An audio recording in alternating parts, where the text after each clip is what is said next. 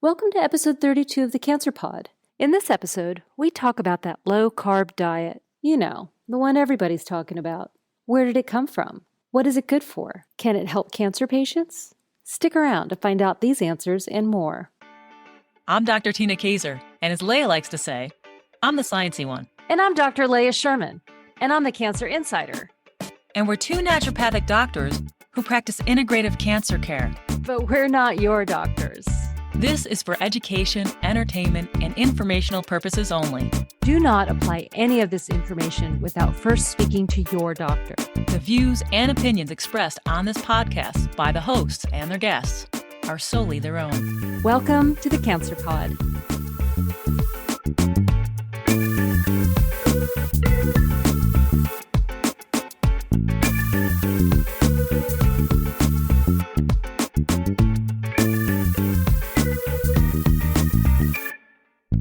Hey, Tina. Hey, Leah. So we've got a new series, a pod series. Yeah, kind of straighten things out a little bit. Maybe talk about some not so convenient truths out there. Yeah. So there are things that patients, they hear from other people. You've got to take this. You've got to do this. You've got to not eat this because it's good for cancer in general. Mm-hmm. And so we're going to take a look at whether it's a supplement or a diet or just some sort of recommendation. And we're going to kind of break it down and see, is this the cancer cure-all? Right. That it's claimed to be. Exactly. And we're going to start today with the ketogenic diet, which I think a lot of people get recommended to them by well-meaning loved ones. Ketosis. That's what we're talking about today. Where the question is ketosis the key? Truth about ketosis. Actually, the truth about the ketogenic diet. It's confusing because there's so many sources. So even if you're just sticking to the medical literature, it can be confusing. So yeah, add some Dr. Google in there or whatever your search engine is, and it gets confusing quickly. Yeah, I had to do a lot of research for this because I don't really talk diet with my patients because we have dietitians. So I was just kind of looking to see if there was anything new. And I noticed I did a search in my inbox on keto, and it seems to be like kind of even a bigger thing in the medical newsletter world. Like there's a lot of information that is out there now. So I think it's even becoming more confusing. Yes. And you know what? I'll admit to something. I do not read anything but the medical literature on ketogenic diet on purpose because I don't want to confuse myself. I don't want the onslaught of, public facing health information because a lot of that is put out by industry or by interested supplement companies that might skew the information. And so I stick to ketogenic diet in the realm of cancer care specifically. So I just stick to the reliable stuff, knowing that if I read it, then I read it from a reliable source that way. Well, and the cancer part of it is, relatively new because initially it was used as a treatment in the early 1920s for epilepsy, and they used it before the drugs ever were invented. They didn't know the drugs were going to be invented, but this was the standard treatment until anti-epileptic drugs were created, and then it kind of fell out with popularity until it fell out of favor because phenobarbital, I think, was the first, or something of the sort, was one of the first anti-seizure medications. And then there were some children, especially with epilepsy, who didn't have controlled seizures with the drugs. And my recollection, although I don't know if I can find this again, 20 years ago, I remember reading, and I think it was through the Charlie Foundation, which is a foundation that was founded on promoting the ketogenic diet for epilepsy specifically.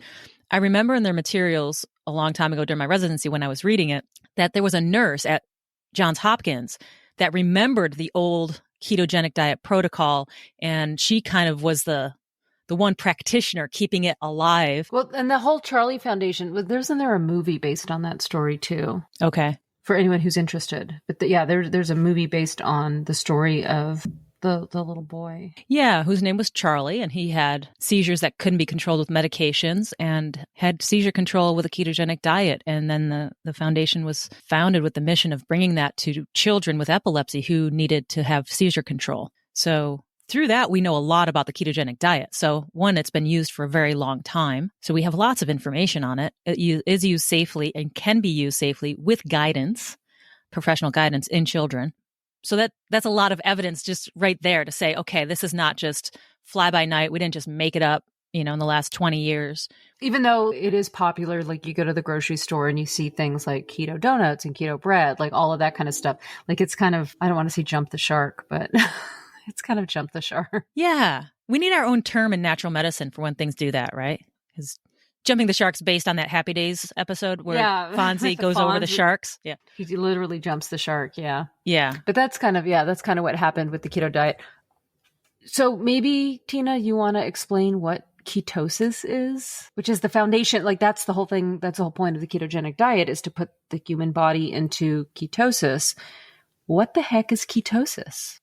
By definition, the ketogenic diet is a high fat, low carbohydrate, low protein diet that, or I should say adequate protein, not low as in deprivation, adequate but low protein intake that puts the body into a state of metabolism that uses ketones instead of glucose as its major energy source. So our bodies use glucose normally for energy. Our brains use a lot of glucose. Mm-hmm. Yeah. So if you look at a cell, glucose goes into the cell and that glucose basically gets modified. We'll just leave it at that. And we get energy from it. So instead of glucose going into the cell and making energy, with ketosis, you have ketones going into the cell and entering a cycle that can then make energy within the cell. So you can run on ketones rather than on glucose. Your cells can. So, it's getting it from fat. Yes. Right? Mm-hmm. So that's the whole point of why it's like this high fat diet, is because your body will convert and start to use fat for fuel instead of glucose. Right. Right. It's a little bit more intricate than glucose from carbohydrate, which is very simple. We all know that blood glucose comes from carbohydrates in our diets. Some blood glucose can come from proteins in the diet. It is possible to convert some amino acids over into glucose, but we cannot make glucose from fats. So when you put fats in your mouth, you're going to make ketones from them, but only when there's a metabolic necessity to do so. And that metabolic necessity is starvation, famine. Right. So if there's the feast and famine idea is what we're built on. Our physiology is founded on the whole idea that some times of the year we are feasting and other times we have famine. And that has to do with seasons and cycles and geography. It's kind of amazing when you think about what a fast is. The body can run on very little. And when we don't have food going in, when we're truly fasting, ketosis is a survival mechanism. We go into ketosis to make sure that our heart and our brain and our liver and all of our internal organs can function. So when you think about it, it's a natural state of being.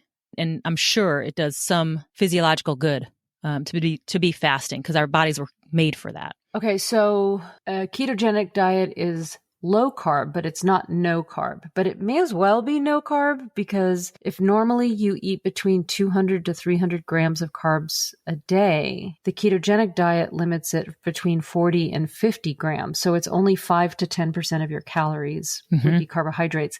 And from what I was looking up, because I have to look all this up because it's not something I recommend, for women, they need to go more towards the 40 than the 50.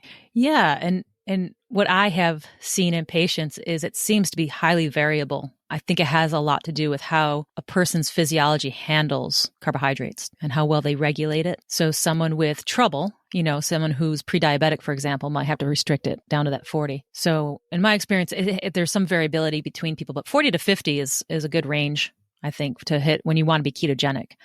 It's very low. It's not a convenient diet. I mean, online, you'll see a lot of variations, but what we're talking about is the medically therapeutic ketogenic diet. Not the fad. And, I guess, okay, let's take a quick break. And then when we come back, we could talk about why people do the ketogenic diet. I mean, beyond the fad, beyond the Instagram posts and all of that. Yeah. All right. Let's do that.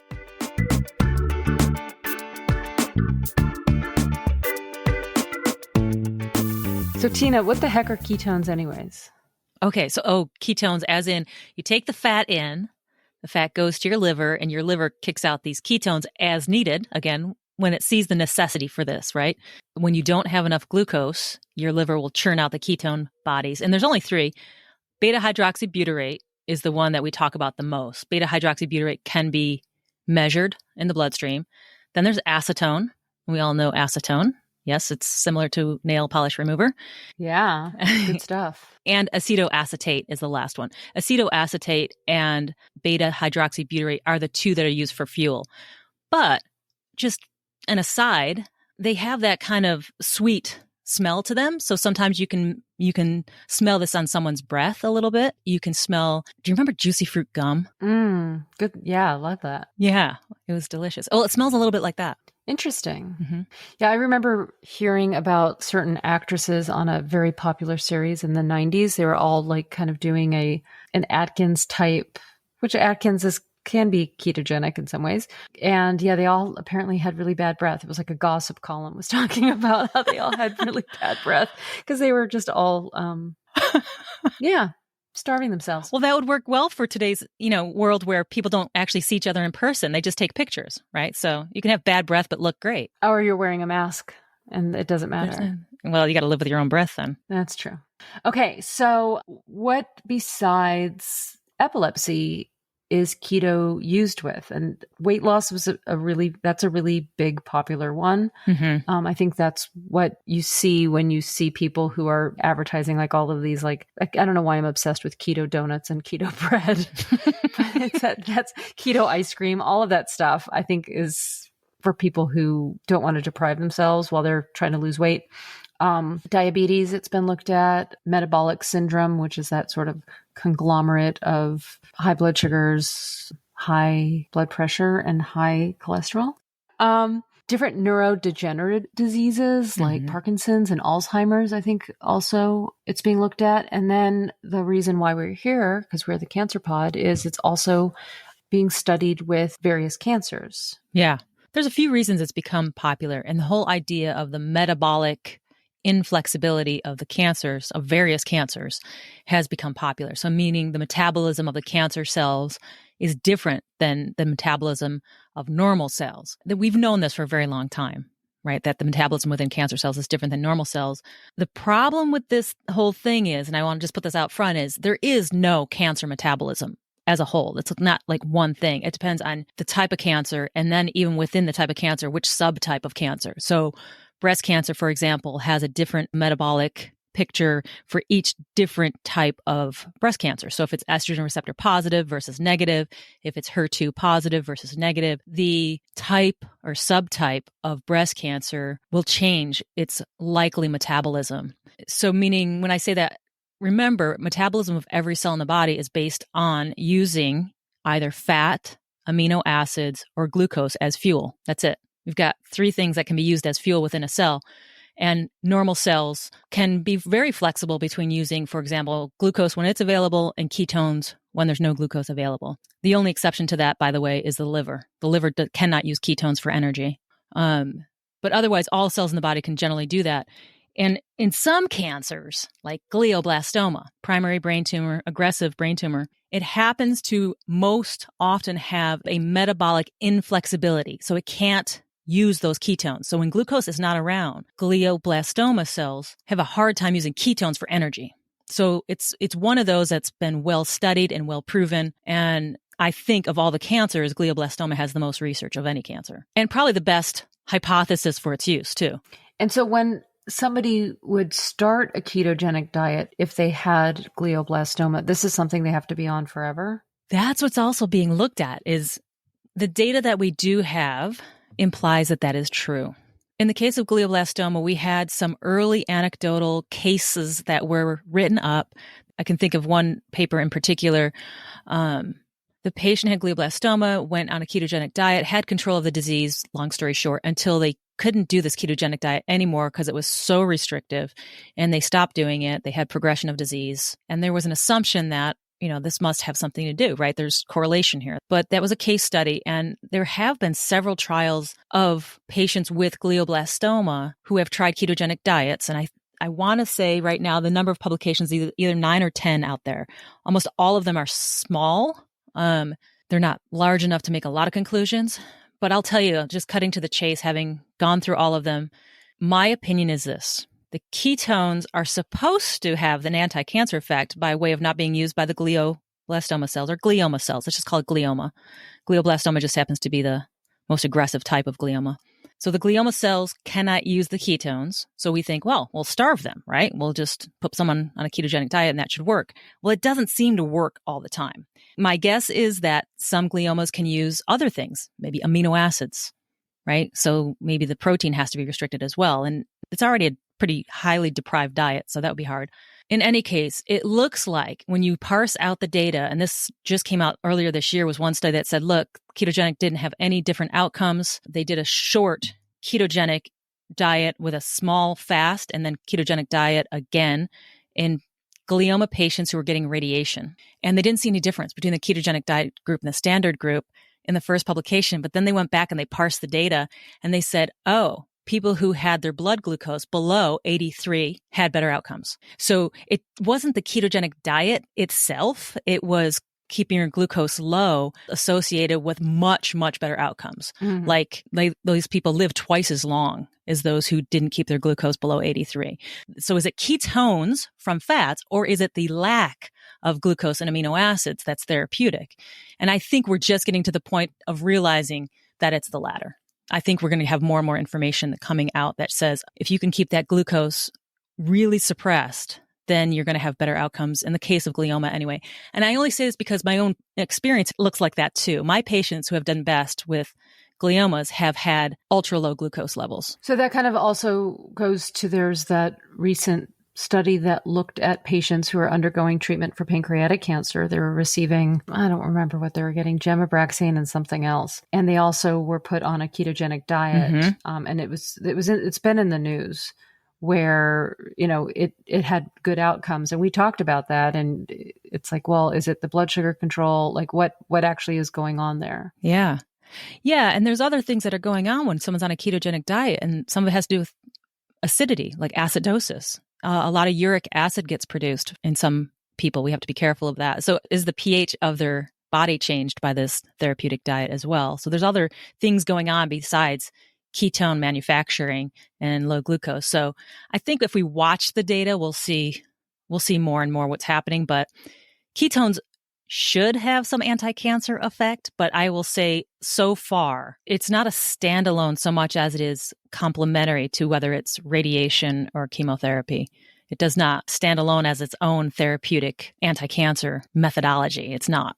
I would never say to someone, oh, just go ketogenic. That should control your cancer. I think that's a kind of, at this point, a ludicrous idea. It's not going to happen. It may slow something down. It might have some beneficial effects, but I don't think that it can be called therapeutic as a standalone monotherapy.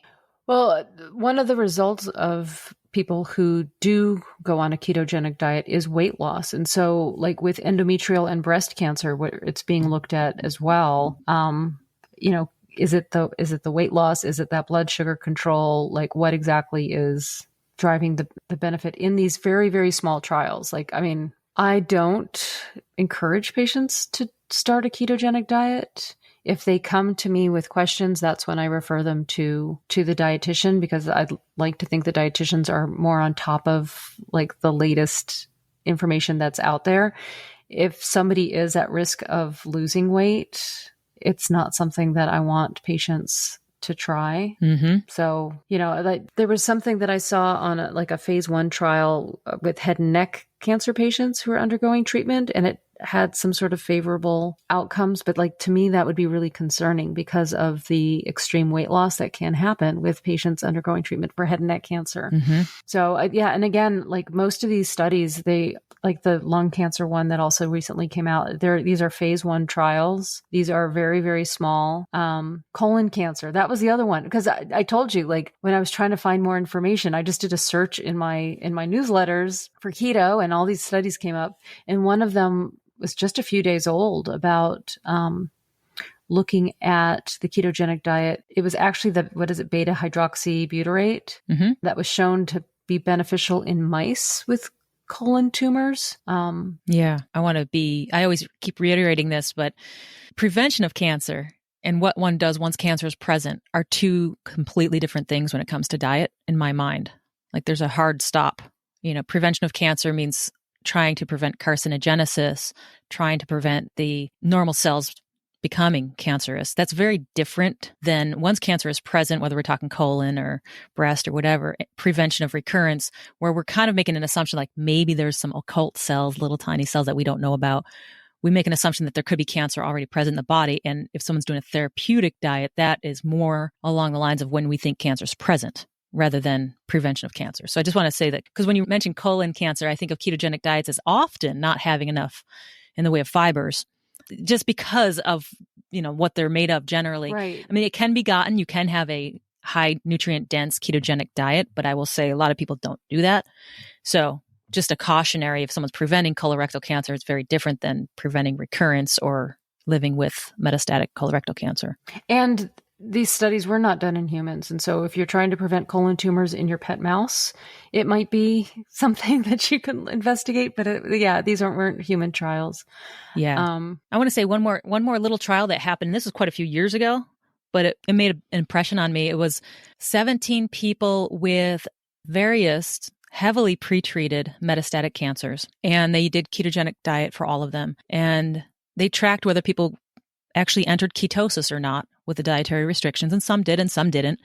And they did have a few people, I can't remember, it was 2 or 3, had stable disease or some partial response to this. And it was the only treatment used. But what was most fascinating from the study was the few people who had some stability of disease from the diet were not necessarily the people who went into ketosis. So they didn't match. And I always thought about that like, well, that's interesting. So what we're seeing in the outcomes there, if we didn't look at ketones, we'd have been like, well, those were probably the people who went into ketosis the best, right? Like we didn't test it, but they tested it. So you could say, well, that doesn't make 100% sense. But it goes back to the deprivation of the other macronutrients. Like, did these people happen to have cancers that were capable of using glucose and amino acids, and that the deprivation of those two had something to do with their outcome? I don't know.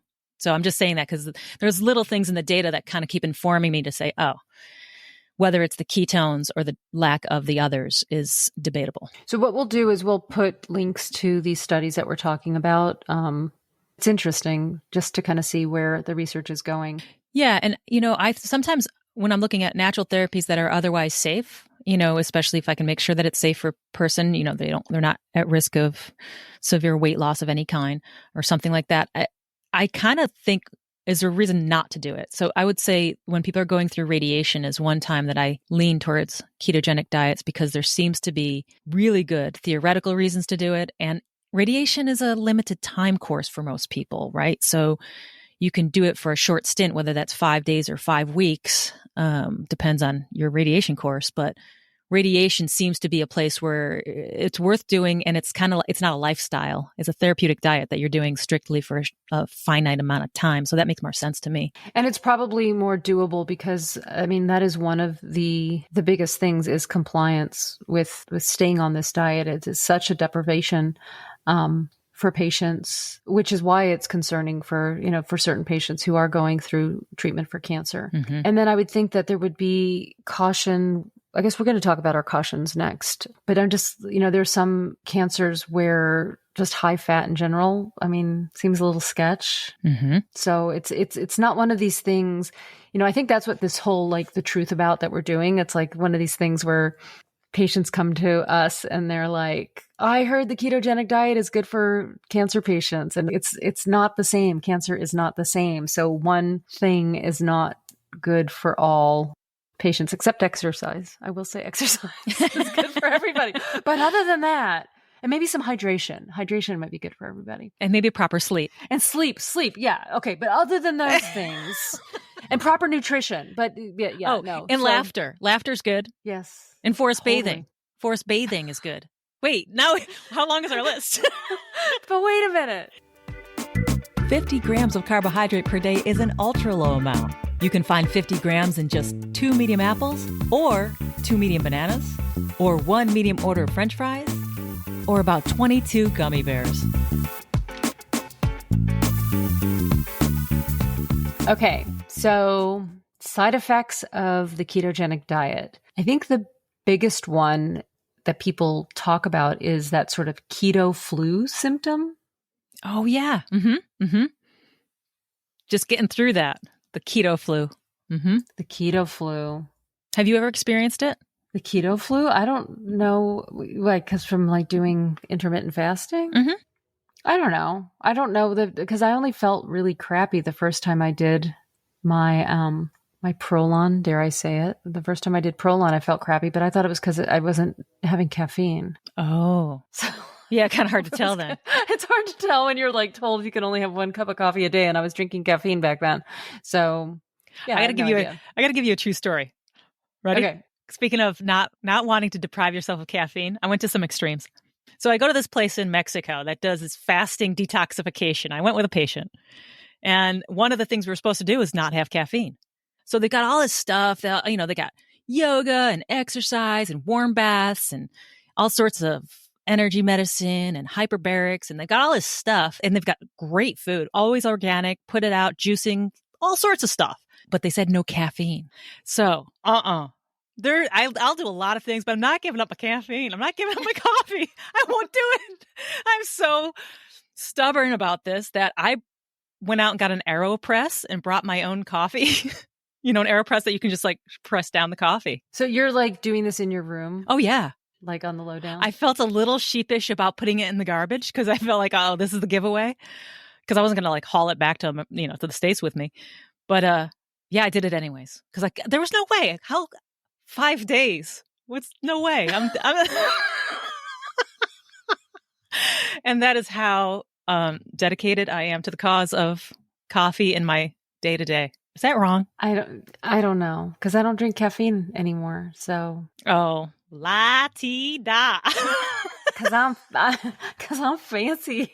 I like my decaf because I'm old. Oh, all right. Well, that was a confession of sorts. Yeah. So it's confounding. I don't know if I've ever had the keto flu. I mean, yeah, sometimes when I do Prolon, I just feel like punky, but I think it's just, I don't blame it on ketosis. I just blame it on the fact that I'm having 800 calories a day. Mm-hmm, mm-hmm. So, and Prolon is totally marketing themselves as a ketogenic diet now, apparently. Yes, I'm sure that because people don't know what a fasting mimicking diet is, that terminology hasn't caught on quite as well as ketogenic. And so I'm guessing their marketing team is on top of that. Yeah. And like the big thing that you see in the news also now is the low carbohydrate diet. And so ketogenic is included in the low carbohydrate diet. Yeah. And I think low carbohydrate diet, I think of as not as deprived. I mean, I know that there's diets out that are really low carbohydrate, but I kind of think of them as like none of us, especially we middle-aged women and beyond, should be eating a lot of carbohydrate in our diet just because it's not great for our weight and our waistline, especially postmenopausally, whatever age you are. If you're biologically postmenopausal, it's really hard to maintain normal weight if you eat a lot of carbs, unless you do a lot of exercise to burn it off. Well, things that are really good for people of a certain age, like fiber, I mean, those are all carbs. So, it's that whole, refined carbohydrates versus whole fibers, whole carbs. Mm-hmm. I don't know. Complex carbs. Complex carbs. Yeah, there you go. Yeah, because even a potato, I mean, people were like, oh, a potato is all starchy, that's all glucose. But now we know there are resistant starches in the potato that are good for your colon health and good for the bacteria that inhabit you. So not every carb, is evil. Like almost everything, there's a good and a bad. So this whole truth about series, that's part of the reason talking it out in the podcast makes more sense than even writing it out. Because as much as we'd like things to be black and white, good and bad, there's a lot of gray area and there's context and there's the individual biochemistry. Like what will it do in that person who has such and such history of whatever cancer? So that's why it's good that we're doing the myth busting in a long format, I think. Plus, neither of us want to write blog posts, so it makes it easier. There's that. All right. So side effects. So they're typically short term. It would be things like nausea, vomiting, headache, fatigue, dizziness, insomnia, poor exercise tolerance, constipation.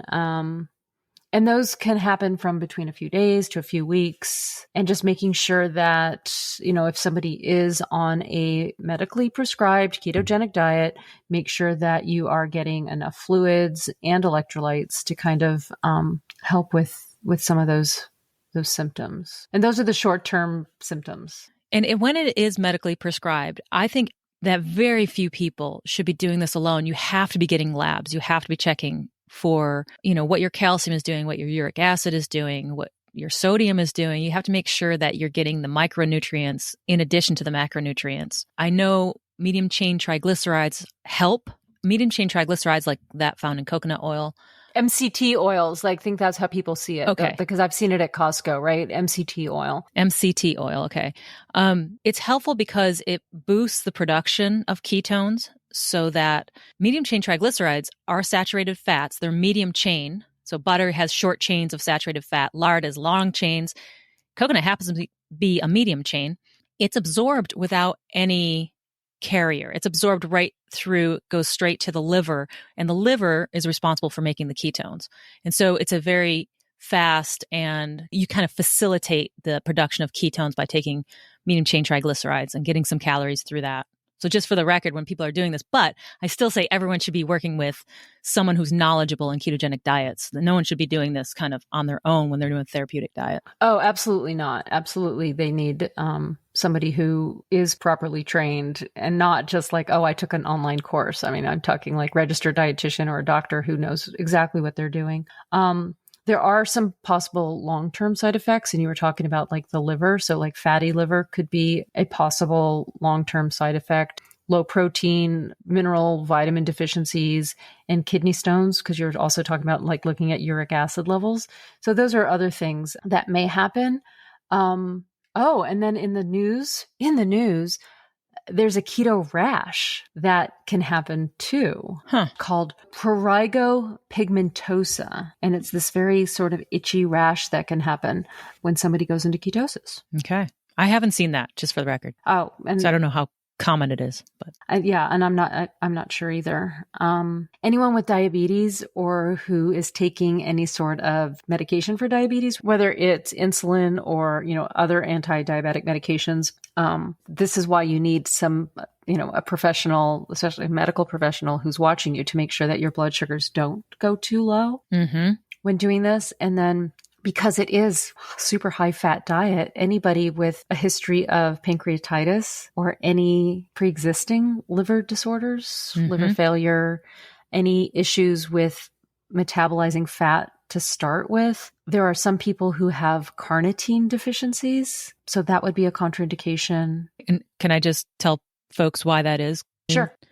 Carnitine is the necessary amino acid for shuttling fatty acids across the membrane and making the energy from them in the mitochondria. So the cell itself needs carnitine to use fatty acids as an energy source. Yeah. So if you have a deficiency in that, then you're not going to be able to utilize it as energy. And then there's a liver condition called porphyria, or it's a collection of porphyrias. And then a pyruvate kinase deficiency as well. PKD is another contraindication. And these are things that are not common, but they happen. And so if somebody suspects that they may have one of these conditions, then that's when it would be contraindicated. Yeah. And that's, it's interesting because they will often pool information on therapeutic ketogenic diets and the modified Atkins diet. And I think that's because the modified Atkins diet allows a little more protein. And it's still a high fat diet and it's still low carbohydrate, but it's a little looser with the protein than a strict ketogenic diet. And I wonder if some of that is because that's the introduction into the ketogenic diet. Like when someone has epilepsy, I know they do that first. If that doesn't control the seizures, they'll go on to ketogenic. Oh, they do Atkins first, really? Modified Atkins diet. It's a very specific version of the Atkins diet. Yeah. So it's called modified Atkins diet. That's how it appears in the literature anyway, where they add MCT oil specifically to that diet. So there is another product that I have seen patients, and they've asked mostly for weight loss if they can use it, and that's those exogenous ketones. What do you know about that? I don't know. Being a naturopathic doctor, it seems wrong to add ketones to somebody's normal glucose. You know what I mean? And I mean, are people following a specific diet and doing these, or are they just eating the same old, and then taking these pills thinking that it's going to help? Like, I'm not quite sure. I guess I should have really researched more about exogenous ketones, but that was just something I was curious about. Yeah. I've seen people bring those in. I know there's evidence about ketones themselves helping build muscle. So one of the things that's happened as a matter of, course in some of these studies. I can think of one in particular that was done in Germany. They did radiation with these patients. They had them on a ketogenic diet and they watched their body composition. And yes, people lost weight. One of the important things is you got to watch for that in a ketogenic diet, any ketogenic diet. And most of the, and I didn't mention this, I should have mentioned this earlier, a lot of the information we have on a ketogenic diet is not normal calorie diet. It's a low calorie diet on top of being ketogenic. Yeah, it's like 600 to 800 calories or something. Some of it, yeah, there's no way you could actually live on these diets sometimes. They're too deprived calorically, but one wonders, is that part of the therapy? So now you've got deprivation of calories, deprivation of carbohydrates, deprivation of amino acids, and then high fat just to keep you halfway satiated and on keto fuel. In any case, what they found in that study I was referring to with the radiation is when they watched body composition, there was a rapid loss of water weight. So when people go on a ketogenic diet, they'll often lose weight quickly, and it's a lot of fluid, extracellular fluid kind of just falls off quickly within days. And then fat will go, you'll burn fat. As long as you're exercising, though, you will build muscle. So it does seem that mechanistically the ketones do help support muscle mass. Of course, muscles are always use it or lose it kind of thing anyway. So you still have to challenge the muscle. But I'm wondering if maybe the raspberry ketones might be working along those lines of helping one's muscle mass, because the higher your muscle mass, the more calories you consume when you're not doing anything. But you still have to exercise. Yeah. I mean, it sounds like you still have to exercise and you still probably have to eat a decent, if not low calorie diet, which, I guess isn't really recommended anymore, doing like super low calories for dieting because you're just going to rebound. So anything else that you want to add on cautions, concerns, side effects of a ketogenic diet? I mentioned the uric acid earlier. That has been a serious complication in people in studies out there if they let that go. That's why that has to be checked. And again, with people, can't get into a nutritionist for a while, but they want to start on this right away, the modified Atkins diet is less stress on the body than a full ketogenic therapeutic diet.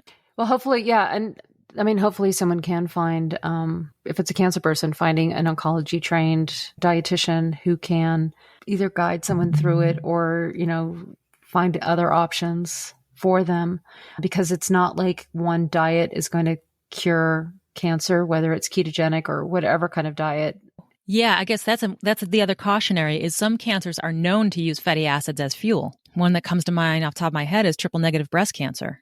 So not all cancers use glucose as fuel. That's a fallacy that's out there. That Warburg effect where, we kind of, about, 15 years ago was all the rage about the Warburg effect, and cancer cells use this shuttling the glucose off into glycolysis. And there's this whole theory around it, but it still uses other means of making energy besides the Warburg effect, for people who know what that is. But some cancers can specifically use fatty acids for energy production. So triple negative breast cancer is the one that I would say don't do this with. Okay. So yeah, we'll put something simple, if there is something simple, so that people can learn about the Warburg effect. And yeah, see, that's what I mean. Yeah, there's not one diet fits all. No. And I get adamant about that because I've been doing this for 20 plus years. And I will tell you, if there was a diet that could control cancer across the board, I wouldn't be working so hard. I'd have a little place on top of a hill in a nice natural setting and put everyone on that diet. Just check in with cancer and check out without it, right? I mean, if we really had that, but it's not that simple, mostly because cancers are not one thing. There are various cancers and various metabolic ways of getting what they need. So yeah, I mean, I wish it was simpler. That's the truth about ketogenic diet is it's not that simple. Right. Oh, nice way to bring that back around. So we're going to take another quick break. And when we come back, it's the return of the unofficial theme song. And we're going to have a few shout outs to people who have bought us coffees. People in our pod. People in our pod who buy us coffee. Because as you learned from her story, Tina really loves her caffeine. She's actually buying coffee. We'll be right back. There is so much more we have to learn about the ketogenic diet. Current studies are not only looking at the diet's effect on cancer, but also lymphedema, traumatic brain injury, PCOS, alcohol withdrawal, and the diet's influence on the gut microbiome. All right, so we're back. And the reveal, the big reveal, because I don't know either. What is the song? So I did a little search. I did a Dr. Google search for songs that had keto or ketosis or ketogenic. And there is a song by a Grammy-nominated American guitarist, bassist, songwriter, podcast host. Did not see that part. And producer based in Minneapolis.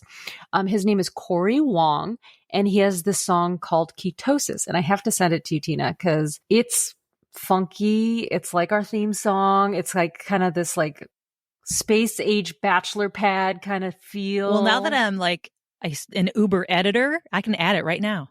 Oh, but you can't. Why? I can do excerpts. We can do excerpts, really? Of songs? I don't know. You can. It's I'm not artistic sure. license. Yeah, we totally can. Anyways, maybe we'll include it, or maybe you have to go to our Spotify list and check it out, because I will add this to our Spotify song list. But yeah, I was like thrilled. The first one I heard was like really kind of one of those like, it's like techno songs. And I was like, oh gosh, I don't think I can include this in our playlist. But this one is it's very us. I think you'll like it. All right. I'm excited to hear it. All right.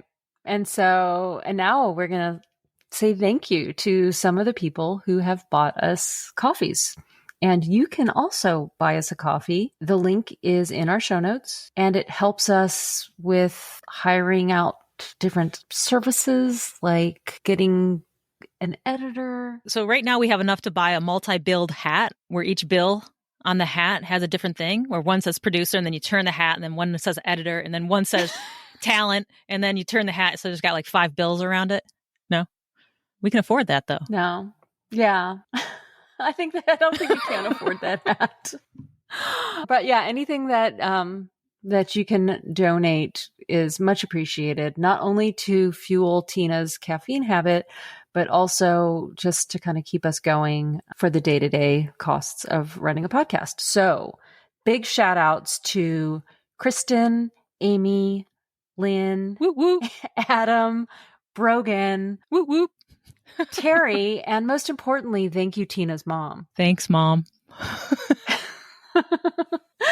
Most important of all, thank you, Tina's mom. I wouldn't be here without her. That's true.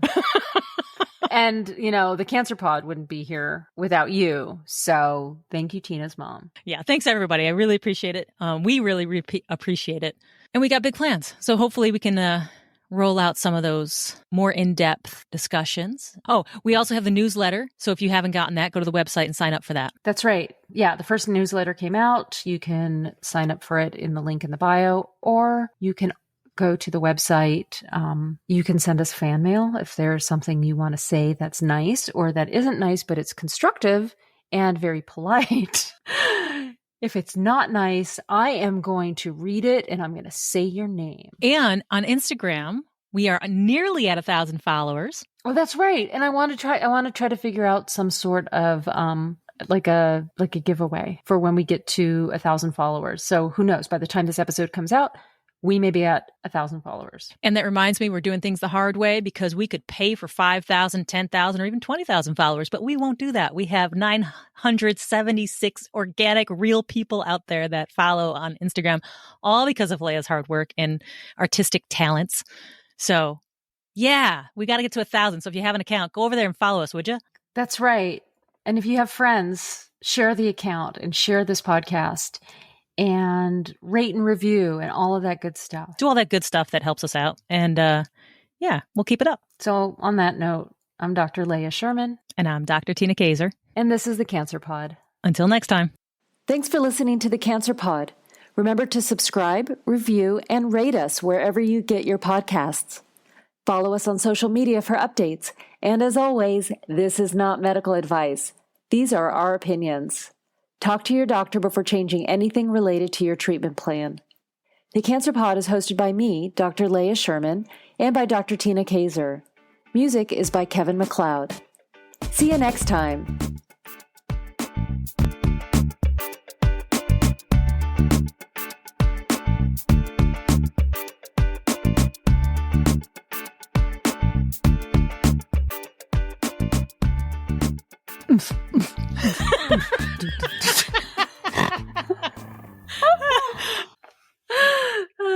hot mess to edit.